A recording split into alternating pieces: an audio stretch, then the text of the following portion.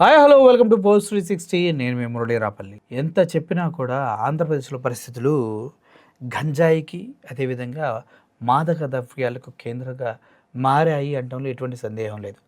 గతంలో 100 రోజుల్లో గంజాయి కానీ మాదక ద్రవ్యాలు కానీ ఏపీ మొత్తంలో ఎక్కడ లేకుండా చూస్తామంటూ అధికారంలోకి వచ్చినటువంటి కూటమి ప్రభుత్వం, ముఖ్యమంత్రి చంద్రబాబు నాయుడు గారు, లోకేష్ గారు, పవన్ కళ్యాణ్ గారు దారుణాతి దారుణంగా విఫలమయ్యారు. ఇప్పటి వరకు దాని గురించి పట్టించుకోకపోగా వాళ్ళ సొంత నాయకులే, ఎవరైతే జనసైనికులు టీడీపీ వారే ఈ డ్రగ్స్ దందాలో ఉన్నారని తెలిస్తే దాన్ని కప్పిపుచ్చుకోవడానికి చివరికి యువకుల్ని మర్డర్ చేసినటువంటి ఘనతలు కూడా ఈ కూటమి ప్రభుత్వ నాయకులకు సంబంధించిన వారు చేయడం ఈ మధ్యకాలంలో మనం చూస్తూ ఉన్నాం. అలాగే ఇటు అరకు పరిసర ప్రాంతంలో జనసైనికులే కావాలని గంజాయిని వీటి మొత్తాన్ని విపరీతంగా ప్రజల్లోకి తీసుకొచ్చి మత్తు పదార్థాలకు బానిసలు చేస్తూ ఉన్నారు. వాళ్ళని అరెస్ట్ చేస్తే పైనుంచి ఫోన్లు వచ్చి మరీ విడిపిస్తూ ఉన్నారు అన్న విషయాలు సుస్పష్టంగా మనకు తెలుస్తూ ఉన్నాయి. అయితే ఇప్పుడు ఉన్న బలంగా ఈ మాదక ద్రవ్యాలు ఇప్పుడు ఆంధ్రప్రదేశ్లో ఇంత విచ్చలవిడిగా రావడానికి కారణం హోంశాఖ failure, Chandrababu Naidu failure, Lokesh failure, deputy ముఖ్యమంత్రి ఫెయిల్యూర్ అనటంలో ఎటువంటి సందేహం లేదు. ఎందుకంటే వీళ్ళే తరచి మాట్లాడింది. ఇటువంటి వ్యక్తుల్ని మనం పక్కన వేసుకొని మన ఆంధ్రప్రదేశ్ అద్భుతంగా డెవలప్ అవ్వాలని చూస్తే అది అవ్వదు.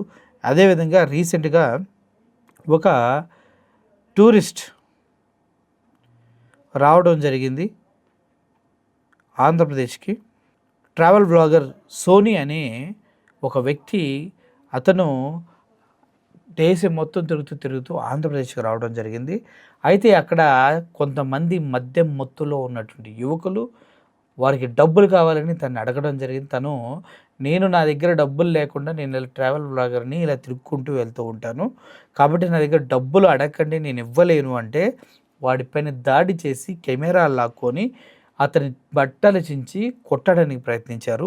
ఈ క్రమంలో చుట్టుపక్కల ఎంతమంది ఉన్నా కూడా ఆ గంజాయి తాగినటువంటి దుర్మార్గుల నుంచి ఈ ట్రావెల్ బ్లాగర్ ఎవరైతే సోనీ ఉన్నాడో అతన్ని రక్షించలేకపోయారో. చివరికి అతను అరుపులు విన్న మనకి ఈ ఘటన ఎంత దారుణంగా ఉందో అర్థమవుతుంది. ఒకసారి వినండి. भाई साहब देख लो, यहाँ पर ये जबरदस्ती मुझको मार रहा है. He's not trying, man. Please call the police. Please help me. Please help me. No. He's asked me 500. Please call the police. Police. भाई साहब बहुत बुरा एक्सपीरियंस हो रहा है. I'm blogger, YouTuber, I'm traveling. No, man. You don't take money. Please call the police. Help me, please. Police. Help me. Please help me. No, brother. It's not fair. No. Please call the police. Help. Anybody help. Please help anybody. Please help me. Anybody help me, please. Please help me. వింటున్నారా?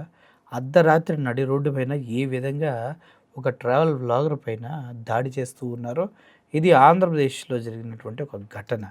దీన్ని మనం ఎలా చూడాలండి? It's not good. I know. What do you call? Why?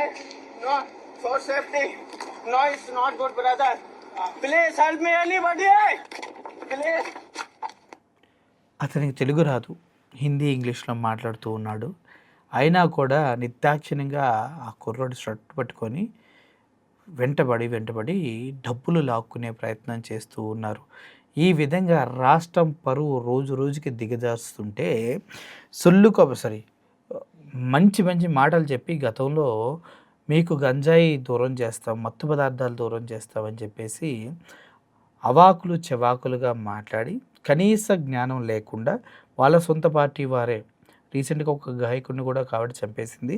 ఈ విధంగా దౌర్జన్యాలతో దందాలతో 3 పువ్వులు 6 కాయలుగా మత్తు పదార్థాల వ్యాపారాన్ని విస్తరించి తద్వారా కోటాను కోట్లు సంపాదిస్తున్నటువంటి కూటమి నాయకులకి సిగ్గు రావాలని కోరుకుంటూ, ఇలా ప్రజల భవిష్యత్తు పైన, యువత భవిష్యత్తు పైన దెబ్బ కొట్టొద్దని కోరుకుంటూ, మీ పిల్లలు అదే పొజిషన్లో ఉంటే ఏం చేస్తారో ఒకసారి ఆలోచించమని కోరుకుంటూ సెలవు తీసుకున్నా.